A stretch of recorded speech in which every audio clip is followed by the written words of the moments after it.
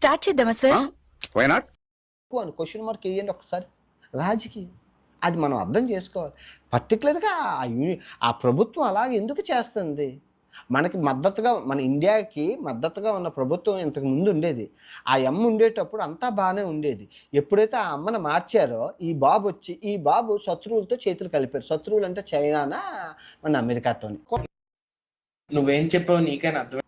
అక్కడ కష్టపడి ఎదుగుతున్నోడిని ఎలాగైనా డిస్టర్బ్ చేయాలి. నాకు సీతమ్మ గొడవల్లో ఎంతమంది చూసారా?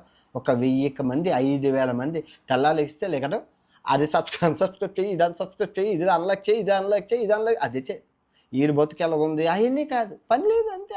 అది ఒక డిస్టర్బ్ చేయడం అంటారు. కానీ నేను ఏమైనా డిస్టర్బ్ అయ్యానా? అవ్వలేదు కదా. రోజు నా పని చేశాను. ఈ గ్యాప్లో, ఈ గొడవలో 12 లక్షల రూపాయలు సంపాదించుకున్నాను. దగ్గర 30-40 వీడియోలు చేశాను. నా పని నేను చేసుకున్నాను. అలా పొద్దున్నే బేవర్స్ గాళ్ళు ఎక్కువైపోయిందా? సో రాజకీయం ఎలా ఉంటుందంటే ఎత్తుకి పై ఎత్తు ఇయ్యాలి. అదే రాజకీయం. నువ్వు ఎత్తి వేసావంటే దానికి పై ఎత్తు ఆలోచన చేయాలి. అంతేగాని రాజకీయంలో ఎప్పుడు ఆవేశం పనికిరాదు. ఎప్పుడు కొంచెం ఆవేశం మనం చూపించిన ఎండ్ ఆఫ్ ద డే అనర్థమే. ఆగాలి. నా వల్ల కాదు అన్నయ్య, నా వల్ల కాదు. వాడమ్మా వాడు మళ్ళీ వచ్చాడా?